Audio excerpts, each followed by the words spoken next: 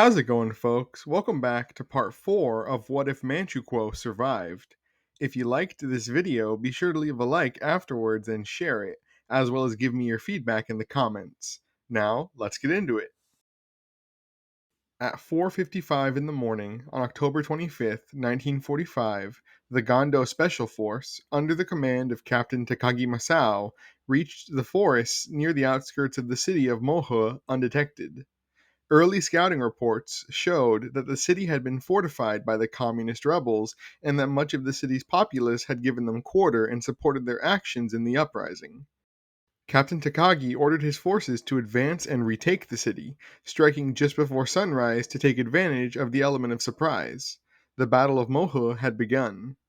The rebels put up a fierce fight, and although they were outgunned by the Gondo Special Force, they enjoyed the support of the citizens of Mohu. This resulted in a prolonged gun battle across the city involving door-to-door fighting, as the communists hoped to use the presence of civilians to dissuade the Gondo Special Force from pressing their attack. Unfortunately for them, once Captain Takagi became aware of the communists' tactics, he ordered his men to kill indiscriminately, shattering the communists' defenses. As the day wore on, the 2,000-strong guerrilla force began to dwindle. Although they had ample food and water, Kim Il-sung's rebels began to run out of ammunition and other vital supplies in the face of the Gondo Special Forces' unrelenting onslaught. By 5:44 that evening, up to half of the fighting force had been lost, with countless civilians killed.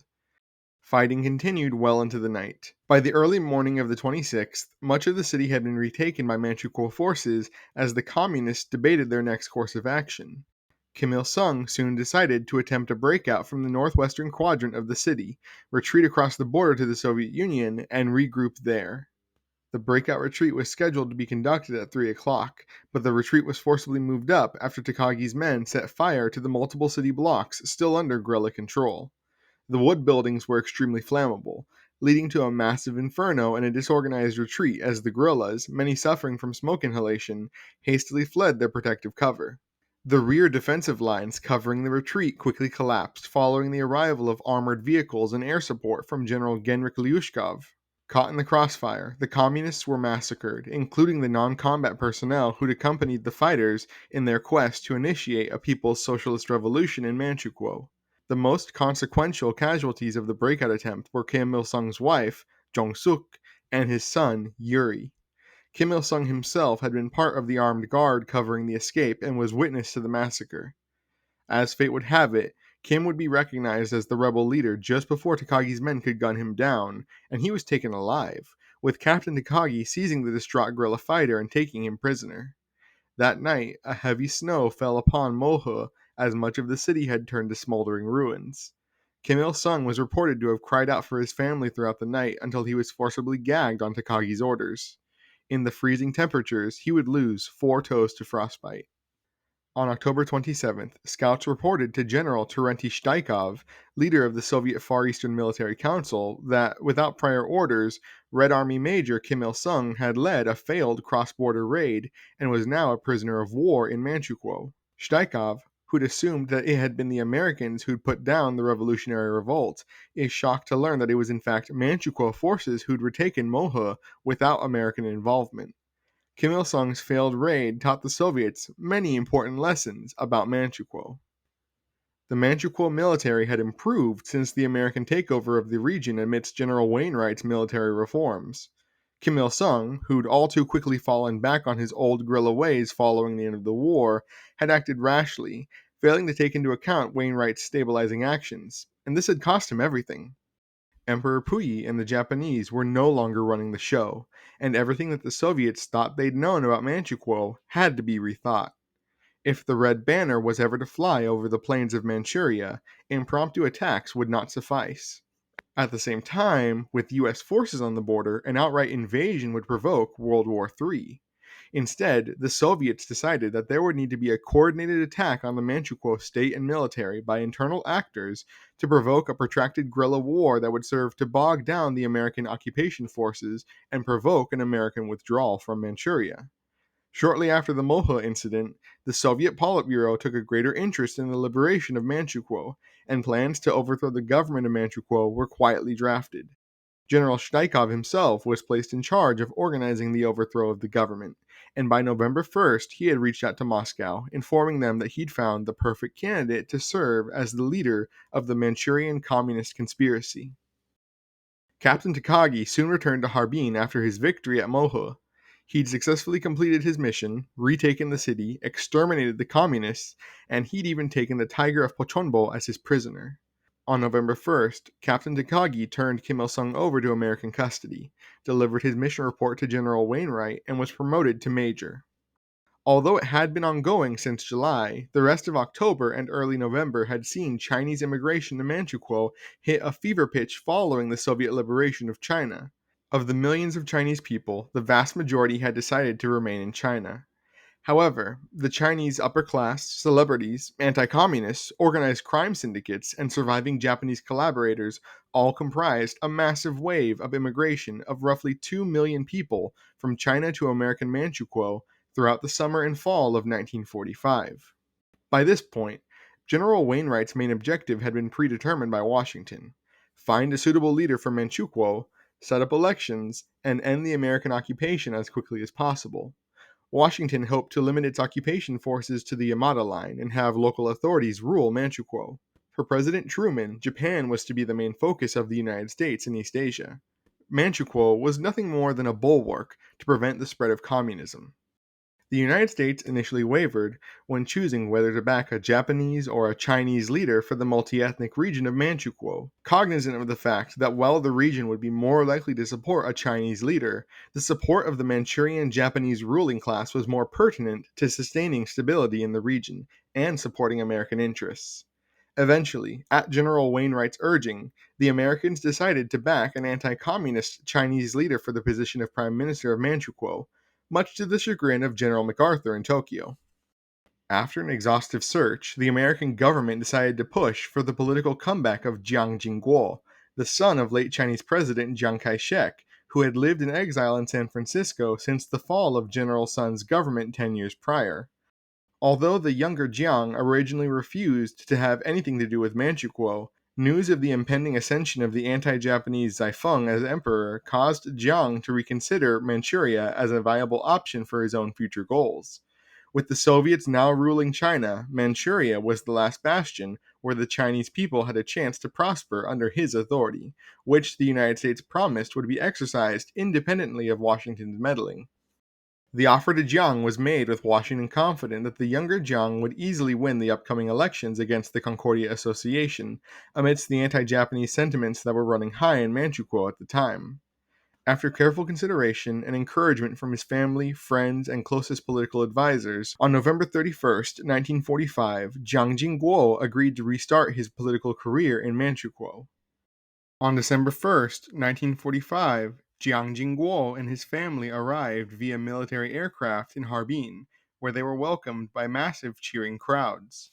In the city center, Jiang held an impromptu political rally before his supporters, who had long wished to live under a Chinese leader after years of brutal Japanese rule.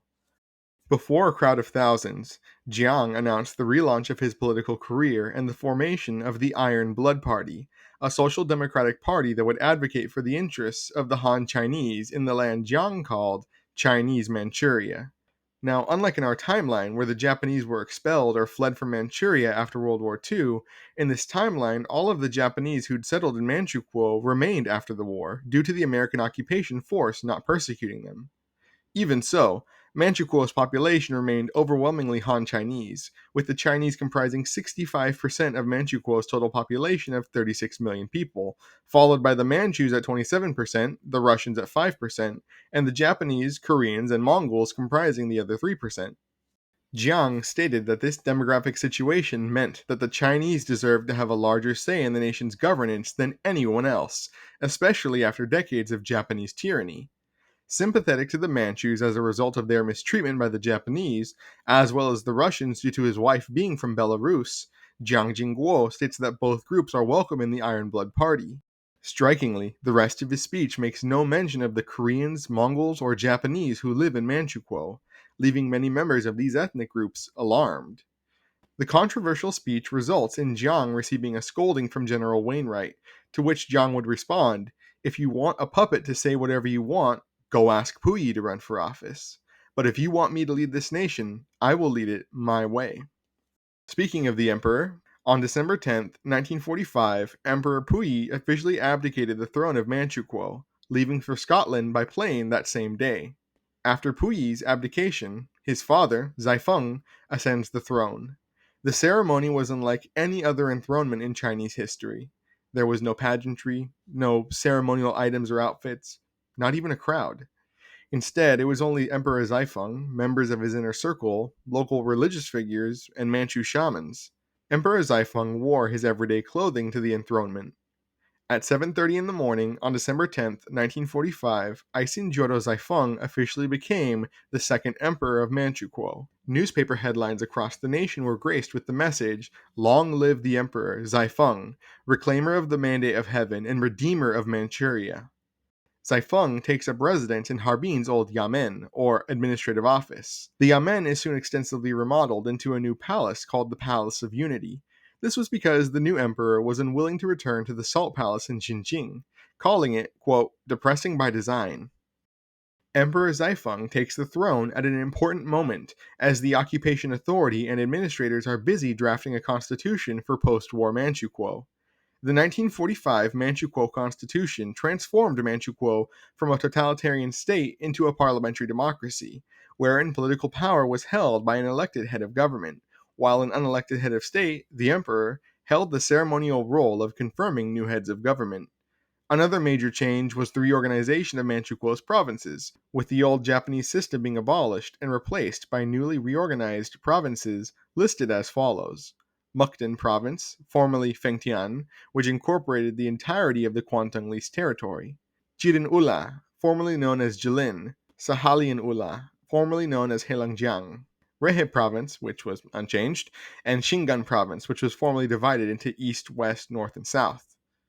The Legislative Council, previously a rubber stamp puppet institution, is reorganized into a 50-person legislature, with elected representatives from each province comprising the legislature and seat allotment determined by each province's population.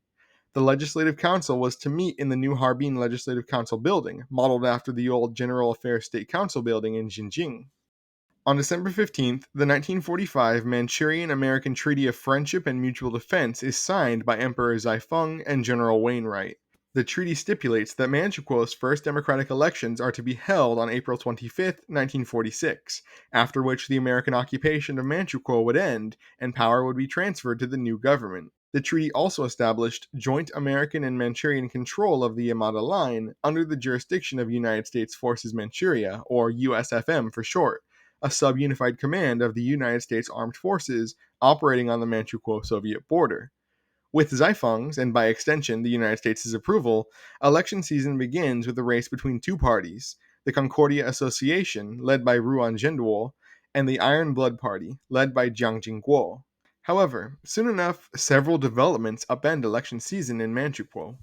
Firstly, on January 1st, 1946, all 3.5 million remaining Japanese soldiers and civilians in China are repatriated to Manchukuo by the Soviet occupational authority in China.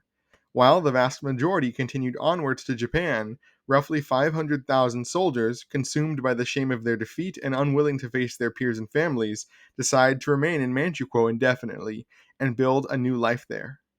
In a secret deal with local officials, the Concordia Association registers many of these Japanese holdouts to vote, knowing that with Manchukuo's Chinese majority, the Concordia Association's chances of winning the election are very slim. This election enrollment scheme also extends to the veterans of Demchok Dongrub's Inner Mongolian Army and the Korean collaborator exiles, thus bolstering the electoral power of the Concordia Association. In contrast to the Concordia Association's shenanigans, the Iron Blood Party simply focuses on campaigning throughout Manchukuo, making heavy use of Jiang Jingguo's charismatic personality and popular policy proposals to rejuvenate Manchukuo into a social democratic paradise.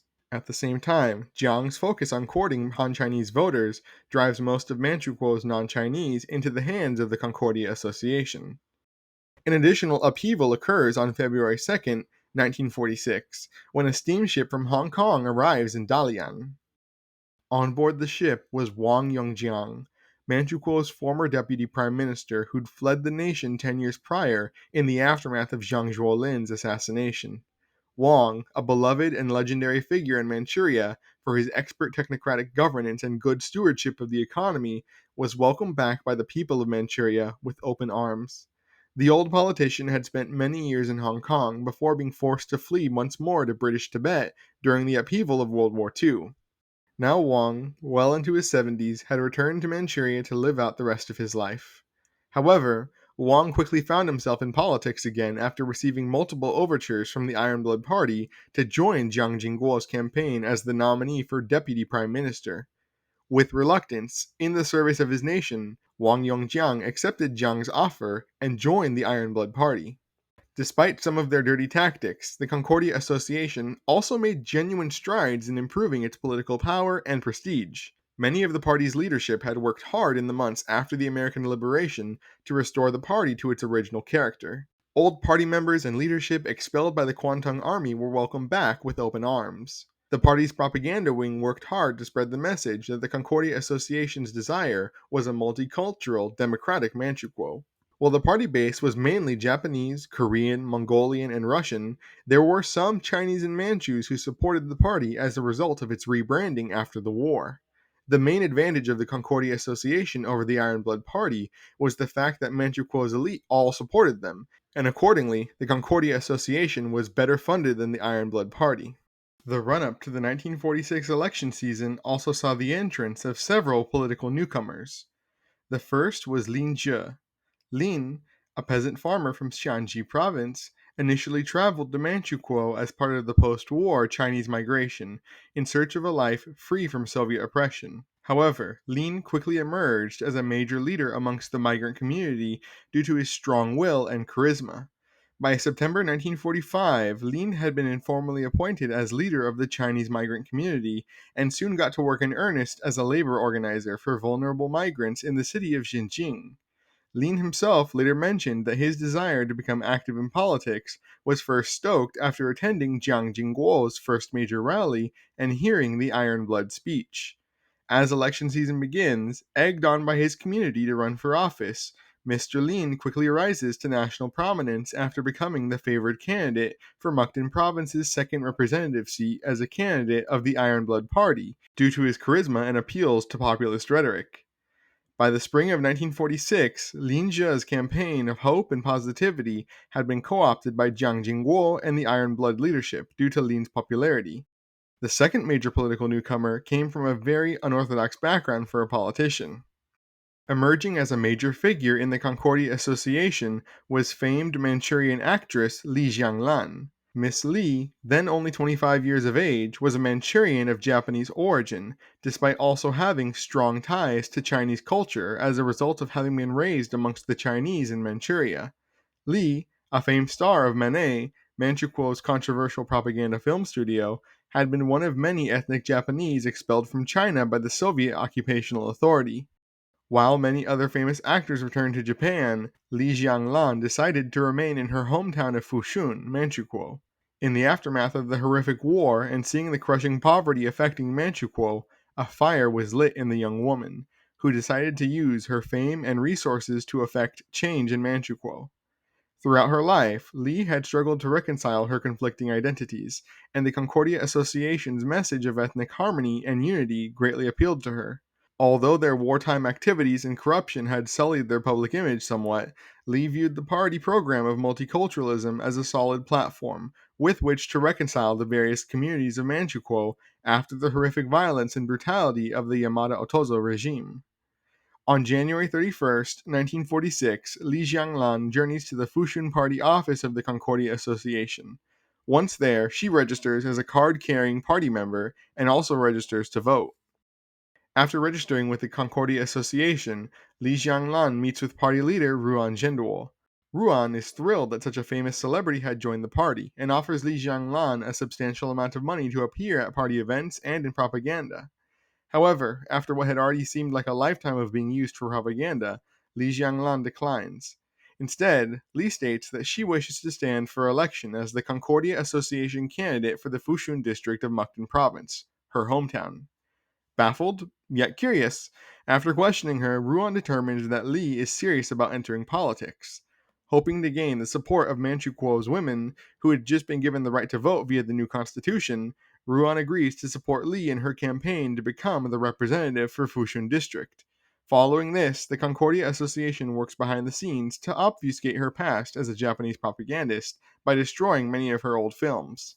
On February 1st, 1946, Li Xianglan launches her campaign using her earnings from her days as an actress. In Fushun, a working-class mining town, the emergence of Li Xianglan's campaign is a complete surprise, with many residents believing it to be a practical joke, thinking that Li Xianglan had fled to Japan or been killed in China. However, these doubts are silenced when, on February 6, 1946, Li Xianglan holds her first campaign rally in Fushun Square, delivering a speech decrying the current living and economic situation in Manchukuo whilst taking questions from the public. Her populist rhetoric arguing for reconciliation and equality earns the votes of many working-class skeptics who'd been more than reluctant to vote for a woman. It also didn't hurt that the Iron Blood Party hadn't even fielded a candidate for Fushun at that time. As the electoral battle intensified, Ruan Zhenduo and Chiang Ching-kuo would participate in several heated debates via radio, with many conceding that Jiang was the superior orator. Although the Iron Blood Party secured the vast majority of the Chinese electorate, the Concordia Association doubles its efforts, registering and garnering the support of the non-Chinese populations of Manchukuo. Covertly, sympathetic local officials manipulate electoral infrastructure, ensuring plenty of voting sites are deployed in areas with a high concentration of non-Chinese, whilst only enough to avoid suspicion are established in areas with a high Chinese population. Furthermore, election resources such as voter education materials are discreetly blocked from being distributed to Chinese-majority regions. The motive for all of this is that Manchukuo's non-Chinese elites and Chinese collaborators fear for their fortunes, and in some cases, their lives, if the son of Chiang Kai-shek were to come to power. On April 25, 1946, Manchukuo's first ever elections were held, with a turnout rate of nearly 71% of registered voters going to the polls. Now, the Iron Blood Party does emerge victorious despite the illegal activities of the Concordia Association. However, their majority in the Legislative Council is shockingly narrow. American, as well as international observers, had predicted a 40-10 split in the Legislative Council, with the Iron Blood Party winning 40 seats and a 30-vote majority over the Concordia Association. However, due to the voter suppression of the Concordia Association, which, in fairness, most of the party did not know about, the Legislative Council ended up being split 29-21, with the Iron Blood Party winning only 29 seats and the Concordia Association winning 21. Under the new constitution, forming a government and passing legislation required 35 seats. The Iron Blood Party had not planned on having any less than 40 seats, and they had no contingency plans, leaving Manchukuo without a functioning government until the two sides could form a coalition government. Chiang Ching-kuo is outraged, rightly believing that Ruan Zhenduo and his, quote, party of bandits had sabotaged the election. At the same time, the Concordia Association had also performed much better than expected, even without their cheating, with many candidates, such as Fushun's Li Xianglan, winning of their own accord. Following the shockingly close election, Emperor Zaifeng and General Wainwright become intensely suspicious of the Concordia Association and plan to investigate claims of voter suppression. However, before Emperor Zaifeng can announce an investigation, the nation's attention swiftly moves elsewhere. Timed to coincide with the election's predictably chaotic aftermath, on April 26, 1946, the Soviet Union announced its official annexation of China, with the Cathay Soviet Socialist Republic becoming the newest constituent republic of the USSR. International condemnation ensues, with many arguments breaking out in the newly founded United Nations between Soviet diplomats and the representatives of other nations. On the night of the annexation, Joseph Stalin, General Secretary of the Communist Party of the Soviet Union, gives a speech in Moscow, stating, "Today, in the discourses of the capitalist world, much senseless aggression has been directed to the ascension of the Cathay Soviet Socialist Republic to the Union of Soviet Socialist Republics. The United States and the puppet nations bought and paid for by the capitalist ruling class have attacked our actions as an annexation." Such a filthy word, annexation. Such a word brings to mind the actions of the fascist dogs before their utter defeat by the armies of the proletariat. Instead of attempting to argue against this accusation, which is entirely pointless, as when a debate begins with such a dishonest claim, rebuttals can only be used against us, I will instead pose a question. When the Japanese invaded Manchuria, which nation took arms to defend it? Not the Chinese, as they were preoccupied with the struggle to achieve a socialist state. Not the USSR, as we were previously neutral in such affairs. Not the capitalist world, as they were too busy exploiting all parties in the conflict. What about when Shanghai fell? Guangzhou? None of these capitalist states that now accuse us of aggression ever stood up for China. And thus, China fell to Japanese domination. Many of the Western Chinese provinces were given a guarantee of protection by the Soviet Union in this dire time, which the capitalist ruling class incorrectly claims was an annexation, which is merely a projection of their inner imperialistic mindset. For 9 years, for 9 long years, any part of China not under Soviet protection was at the absolute mercy of the Japanese. It was the Japanese who brought the glorious Chinese civilization to its knees, not the Soviet Union. When the Great Patriotic War ended, it was the Soviet Union who drove the Japanese barbarians out of China, with the brutes running back to Manchuria with their tails between their legs. The Red Army saw firsthand the horrors inflicted on China by Japan. Myself and the Soviet leadership soon reached a troubling conclusion. If we honored our commitments made at Yalta, then we would turn China over to American-backed puppets.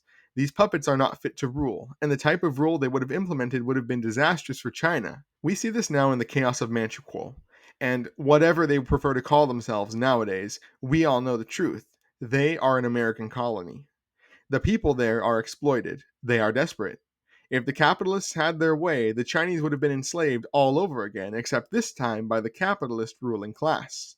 There was no solution to the Chinese question that didn't end with the ruthless exploitation of China, except for a Soviet-controlled China.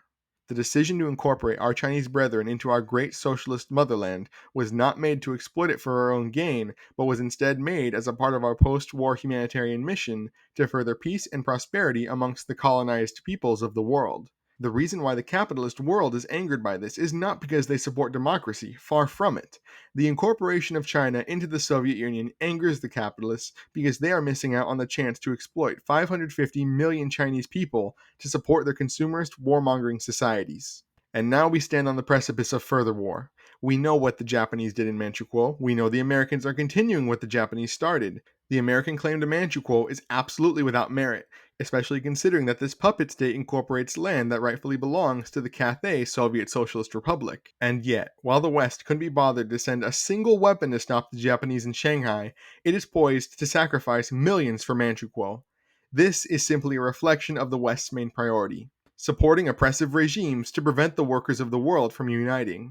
However, soon enough, the workers of the world will unite and prove that this is a futile endeavor. American President Harry Truman issued the American response that same day, stating, "At the end of the war, the free peoples of the world look to the future with dreams of peace, but these dreams have been derailed by the relentless Soviet desire for conquest. We have seen this across the world, in Poland, in East Germany, and now in China. The United States of America unequivocally condemns the Soviet annexation of China. The United States has always sought to honor its commitments to its allies. At the end of the war, the United States was prepared to work with the Soviets to stabilize China with a democratic coalition government. But with the annexation of China, the United States must now shift its focus to protecting its interests and allies in Asia, as well as the peace of the continent as a whole. As a result, the United States of America vehemently refuses to cede any portion of Manchuria to Soviet domination. If the Soviets decide to listen to the international community and reverse course and halt their annexation of China, then the United States is eager to rejoin international efforts to reunite China. In Manchukuo, this international chaos couldn't come at a worse time. Although Zaifeng and Wainwright had planned on investigating the recent election irregularities, on May 6, 1946, mass protests broke out across Manchukuo amongst both the Concordia Association and Iron Blood supporters. Iron Blood Party supporters protested the annexation of China vehemently, stating that split between the Soviets and Americans, Manchuria and China may never again be united. Alternatively, Concordia Association members protest Soviet aggression, with many falsely viewing Iron Blood supporters as a pro-Soviet fifth column determined to reintegrate Manchukuo with Soviet China. Street violence and brawls break out as the two sides clash across Manchukuo. With efforts to form a coalition government paralyzed by the political divide between the Iron Blood Party and Concordia Association, Emperor Zaifeng and General Wainwright are forced to intervene, deploying the military police to quell the riots and restore the peace. However, this only leads to the situation growing further out of control, as due to the purge of the Kempeitai, most of the remaining military police were either Chinese or a minority such as Korean or Mongolian, leading to them siding with one side or the other. Likewise, the few forces the Americans could spare from the Yamada Line are unable to quell the riots without increased troop deployment, something the Truman administration considered to be an overreaction. In order to protect the Chinese migrant community from increasingly horrific attacks by Japanese and Korean militias, Chiang Ching-kuo enlists the help of Du Yusheng and the Triads to intervene in the violent street brawls occurring across Manchukuo. With the world watching and afraid of a massacre by overwhelmed American forces, General Wainwright summons a man he'd known could solve issues quickly, Major Takagi Masao. Takagi was eager to restore order, but first he requested the release of a select list of Kempeitai members currently in American custody. In particular, Captain Tamashima Shoryu, a highly skilled Kempeitai official and war criminal jailed for crimes against humanity who had experience in suppressing civil unrest, as well as Captain Nakajima Iken, a ruthless member of the old Manchukuo military police. Although not wishing to unleash such things upon Manchukuo once more, General Wainwright grants Takagi's request, releasing and pardoning hundreds of former Kempeitai officers to be put into service as part of the Gondo Special Force to suppress the riots. On May 9th, the Gondo Special Force is deployed across Manchukuo to quell the protests, which they do successfully through brutal violence and crowd control tactics. In Harbin, martial law is declared as Major Takagi authorizes the use of live rounds and even deploys armored vehicles to parts of the city where the violence had grown out of control. By May 12th, the riots had been largely suppressed nationwide. For his actions in suppressing the riots and exceptional skill in combat, General Lyushkov bestows upon Takagi a direct battlefield commission to colonel and additional responsibilities, namely command of the Imperial Guard. This shameful display is what finally convinces the leadership of the Iron Blood Party and Concordia Association to come together and find a compromise to prevent further violence. On May 15th, 1946, Ruan Zhenduo and Chiang Ching-kuo announced that, in the spirit of national unity, the Concordia Association had lent the Iron Blood Party the votes necessary to form a government. Chiang Ching-kuo ascends to the office of Prime Minister of Manchukuo that same day, while Ruan Zhenduo becomes Speaker of the Legislative Council. As part of the Unity Government Agreement, the Concordia Association would control the Legislative Council as a minority government, while the Iron Blood Party would control the executive branch. On May 20th, General Wainwright announced to a massive crowd in Harbin the end of the American occupation of Manchukuo, the dismantling of the Board of Administration, and that America's presence in Manchukuo would be relegated to the Yamada Line to, quote, ensure the safety and security of this great democracy the people of Manchuria have forged from the flames of war, end quote. After Wainwright's speech, Chiang Ching-kuo takes the stage to proclaim the dawn of a new era for Manchuria. No longer would this beautiful and ancient land be identified by a moniker given to them by Japanese imperialists. From this day forth, the nation would be known as the Harmonious State of Chinese Manchuria, a name agreed upon by both parties after hours of agonizing negotiations that left few satisfied. The following days see U.S. forces relocated to the Yamada Line and replaced by local security forces under the supervision of Minister of the Interior Chen Cheng and trained by General Lyushkov's men. Under Speaker Ruan Zhenduo, the Concordia Association completely dominates the Legislative Council's leadership despite them being the minority party. Keeping in mind the need to consolidate public support for his party after the recent violence, Ruan rallies the party to support Dr. Abraham Kaufman as council leader and Li Xianglan as council whip, hoping to garner more Russian and Chinese support for the next election. Shut out of the Legislative Council's leadership, the Iron Blood Party elects Lin Zhe, who'd won Mukden's second representative seat, to be the leader of the opposition, with Mr. Lin and Mr. Ruan both clashing and cooperating on numerous occasions going forward. For the next month, the new government got to work passing badly needed land reforms and anti-corruption legislation, largely aided by the bipartisan outreach efforts of Speaker Ruan, opposition leader Lin, and Council Whip Li, which helped to ease tensions and foster cooperation in the politically divided nation. Between these three rising political stars, the Legislative Council helped to spearhead efforts to grow Manchuria's agricultural sector and develop social infrastructure for war orphans. Amidst this period of warm bipartisanship, a placard quoting Council Whip Li was placed on the entrance to the Legislative Council, which read, "A government should represent the highest aspirations of its citizens, rather than the personal goals of any one person. With this sentiment as our bedrock, Manchuria will prosper." Deputy Prime Minister Wang Yongjiang, in tandem with the progress being made by the Legislative Council, threw himself into his work once more, adopting an economic interventionist outlook in dealing with Manchuria's shattered economy, including nationalizing Harbin Brewery, the nation's largest alcohol producer, to use as a reliable source to fund the executive branch amidst Manchuria's bleak economic situation. Amidst this period of progress, Lin Zhe's political star began to rapidly grow. By July 1946, Lin had amassed significant political power as part of his meteoric rise to prominence as the leader of the opposition, which led Prime Minister Jiang to regard Lin Zhe as an indispensable ally and asset to the Iron Blood Party. On June 10, 1946, Chiang Ching-kuo announced that his Minister of the Interior, Chen Cheng, was retiring to spend more time with his family. Following Chen Cheng's retirement, Lin Zhe, whose popularity rivaled the prime minister's, accepted Jiang's offer to become Manchuria's next Minister of the Interior, overseeing matters of internal security and supervision of local governments. Just in the span of a few months, Lin Zhe had risen from migrant leader to labor organizer to leader of the opposition to Minister of the Interior, truly an unprecedented political journey. Lin would devote the rest of 1946 to further implementing land reform in Manchuria, working closely with Prime Minister Jiang.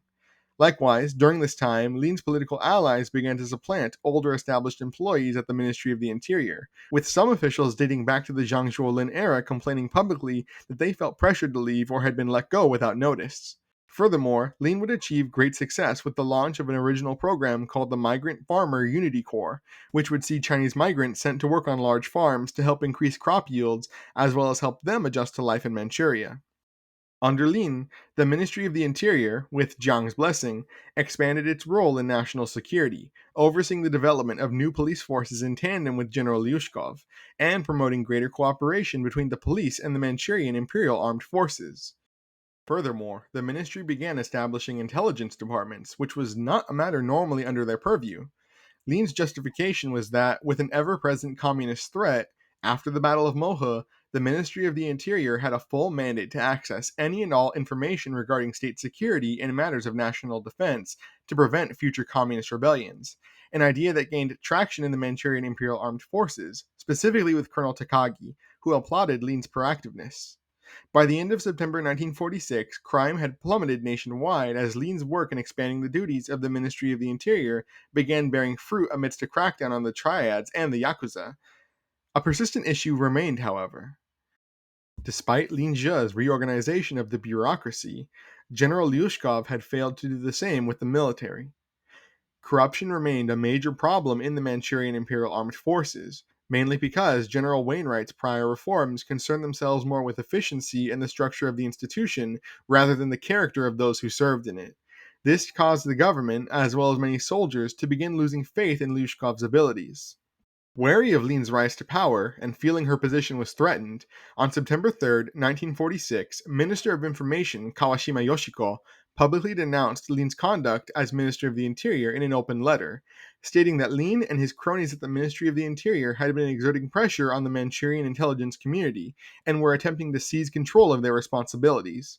For all her brilliance, Kawashima had not considered the optics of picking a fight with Lin Zhe, a Chinese anti-communist working-class hero, when she herself was known only as the collaborator and traitor Kawashima Yoshiko, who had no allies in the government and was only in her position at the urging of the OSS. Publicly, many officials within the Jiang administration and representatives of the Legislative Council rallied around the beloved Lin, and on September 15, 1946, Kawashima was unceremoniously sacked by Prime Minister Jiang, who stated that he'd, quote, had enough of the insolent and traitorous rat. I don't care who the Americans want running our information ministry, she's done. Her anger was only stoked because she knew Lin was doing better than her and wished to see him gone. Following Kawashima's dismissal, Prime Minister Jiang, with the support of General Lyushkov and Colonel Takagi, folded the duties of the Ministry of Information into the Ministry of the Interior, allowing for easier information sharing between the government, police, and armed forces. Likewise, Lin also became the custodian of Manchurian state secrets, which he would guard with his life. The rest of 1946 would see the Manchurian government continue its struggle to lessen corruption and stabilize the nation. Concurrently, In Soviet China, all of 1946 would be spent cementing communist control over the vast nation, now administered for the Soviets by First Secretary Wang Ming.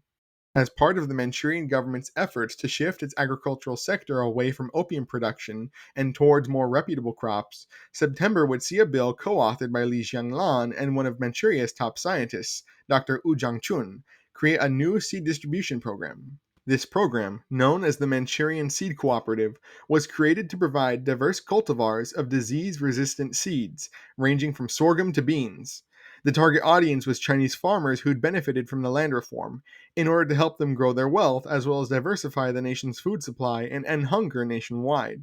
Many agricultural scientists from across Manchuria, as well as in Korea and Japan, helped to kickstart the program, and a 3-day agricultural science symposium was arranged to be held in Fushun from December 31st, 1946 to January 3rd, 1947. The guest of honor at the symposium was to be Council Whip Li Xianglan herself, viewed by the agricultural science community as a champion for lasting change.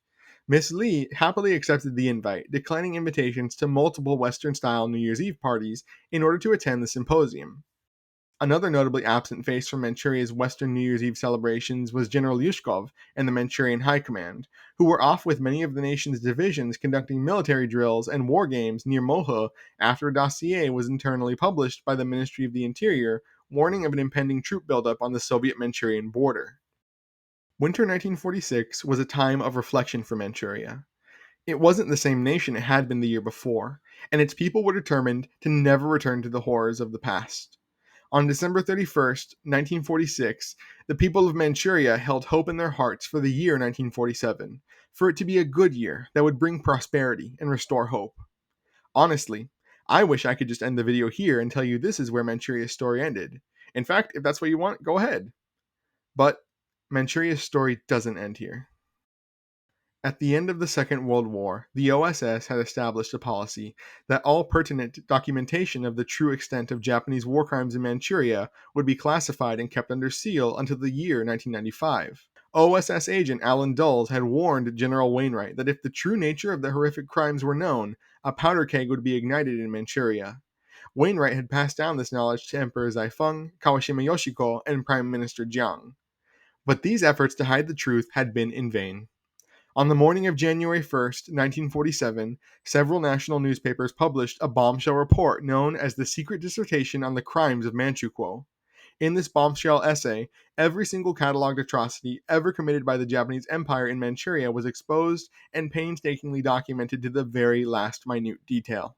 Countless names of perpetrators, many of whom were still in power, were mentioned in the report, which laid the blame not only on the Yamato Otozo dictatorship for its horrific acts, but also on the current government for its cover-up. Although many in Manchuria had known the Japanese had committed atrocities, few knew the true extent of things, as nearly all the victims had been killed, leaving few survivors to tell their stories. Prime Minister Jiang was in shock after receiving that morning's paper and absolutely incredulous at the fact that the report contained highly classified intelligence. By 8 o'clock in the morning, a massive crowd had gathered in Harbin's St. Sophia Square, holding an impromptu memorial for the victims of Unit 731. By 9 o'clock in the morning, various elements from underground workers' movements across the city had joined the memorial demonstration. By 10 o'clock in the morning, the memorial had become a protest against the governments of Manchuria, Japan, and the United States, with protesters demanding that all of the named perpetrators be arrested and executed, and that every member of the current government step down. By 11 o'clock in the morning, the protest had begun to obstruct morning traffic and disrupt daily life in the capital, and Prime Minister Jiang reluctantly ordered the Harbin police to be sent in to control the increasingly unruly protests. The police, who had been ordered to treat the protesters with at least a modicum of civility, proved absolutely unable to contain the crowd, and in the resulting chaos, 3 police officers were killed and 25 protesters were shot dead. By 2 o'clock in the afternoon, the protest had become a riot. One of Mr. Jiang's aides at the time later said in a 1974 interview that during this emerging crisis, the Prime Minister had considered resigning, viewing his decision to come to Manchuria as a grave mistake. At 3:04 p.m. on Wednesday, January 1st, 1947, an emergency session was called in the Legislative Council, chaired by Ruan Zhenduo and Abraham Kaufman, as well as the new leader of the opposition, Wu Guozhen of the Iron Blood Party. The session was tumultuous, and emotions were running high in the aftermath of the bombshell report. Of the 50 members of the Legislative Council, 47 were in attendance that day. Ruan Zhenduo was able to bring order to the legislature and seat its members at 315, and immediately after the session began, the Iron Blood Party proposed the launch of a Truth and Reconciliation Commission to investigate the report's claims. Alternatively, the Concordia Association representatives protested this action, instead wishing to launch an investigation into the severe security breach that had allowed major state secrets to be leaked by an unknown party that had infiltrated the government. As a massive fight erupted between the two sides of the aisle, at 3:25 on Wednesday, January 1st, 1947, in the undercroft of the Legislative Council building, a bomb was detonated, blowing up the Legislative Council chamber, destroying most of the building, and sending a plume of black smoke high into the air over the capital city of Harbin. One eyewitness, emigre poet Ye Jiaying, would write the following in her journal regarding the events of January 1st. Manchuria is a bitter fruit. It grew from the seeds of hatred sown by the hands of imperialism in the fields of inhumanity. These seeds were watered with the blood of the innocent, and from them grew an ominous tree. All that remained was to reap these fruits of violence and suffering. As I see the black smoke rise over Harbin, I know this cruel harvest has begun. May God help us all.